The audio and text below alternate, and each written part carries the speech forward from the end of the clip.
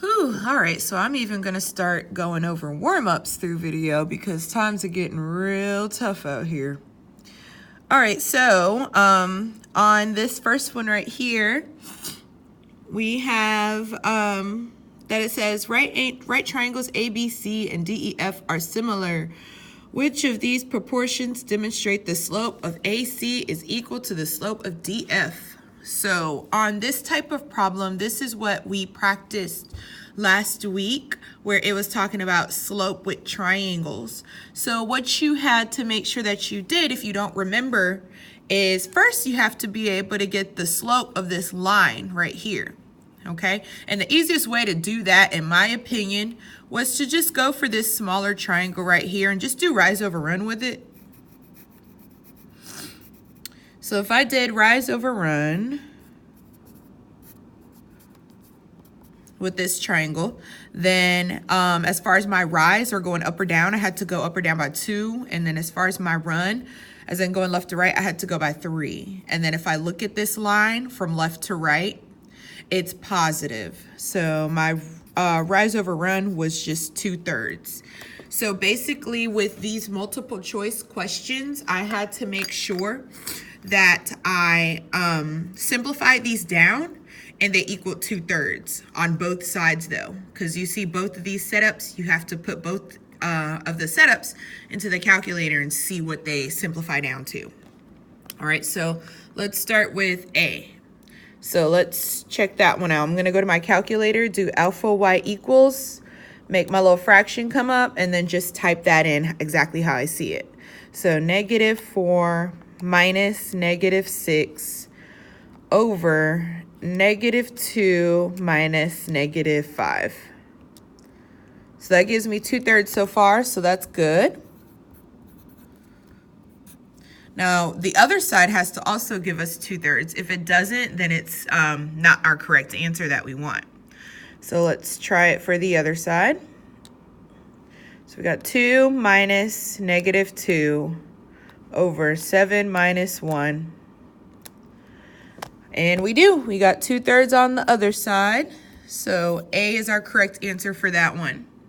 So let's go down to number 2. It says, which of the following could represent the unit side lengths of a right triangle?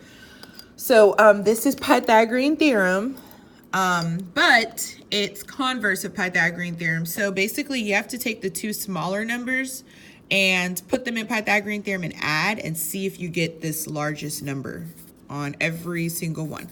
If you don't get exactly that largest number, then it's not your right answer. You have to get the largest number right on the money. No decimals. You shouldn't have to round to do it. Nothing like that. So I'm going to take my calculator and start with F. So second square root, make my little square root pop up. So 3 squared plus 4 squared. That gives me 5 instead of 6. So I don't want that as my answer. So let's try G. So G says 10 and 11 and 15. So let's try that. So 10 squared plus 11 squared. All right. So that does not give me 15 right on the money. I shouldn't have to even round. I should be able to just get it right on the spot. So let's try H. Oops, that's not what I want. So H says 5, 12, and 13. So let's try those. To 5 squared plus 12 squared. Let's see if I get 13. Boom, I do. So H is my answer on that one. All right, next one, number 4. So it says a video store, video store A charges a $15 account setup fee and a $175 per movie rental. Video store B charges a $7.50 account setup fee and $2.25 per movie rental. What number of movie rentals will make the total cost of renting movies from video store A equal to the total cost of renting movies from video store B?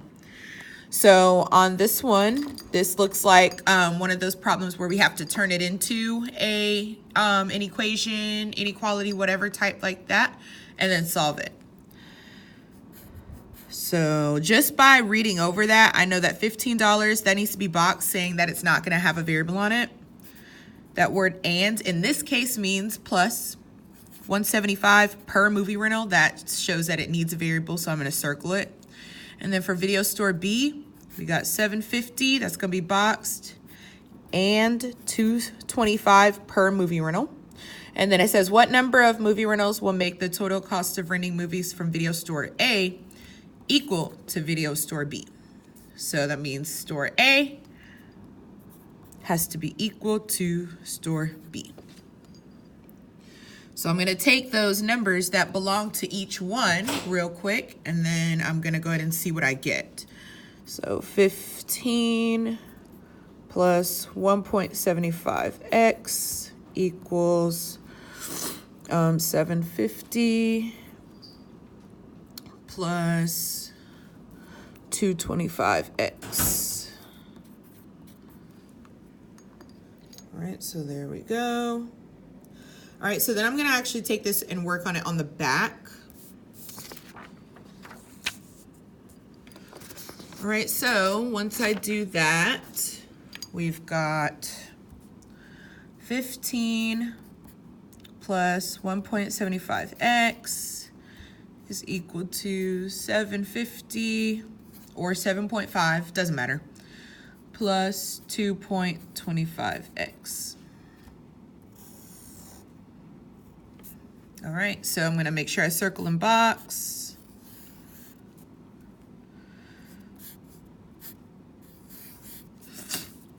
And then after that, just choose what side you want your circles, what side you want your boxes on, does not really matter. So in this case, I'm gonna make my circles on this side. So if that's the case, then I have to take away this circle, put it on that side by doing the opposite, which is minus 1.75x. That zeroed out. So then I was left with 0.5x on this side. Bring everything down. And then just make sure you recircle and rebox. And then I have to make sure my boxes go on the other side.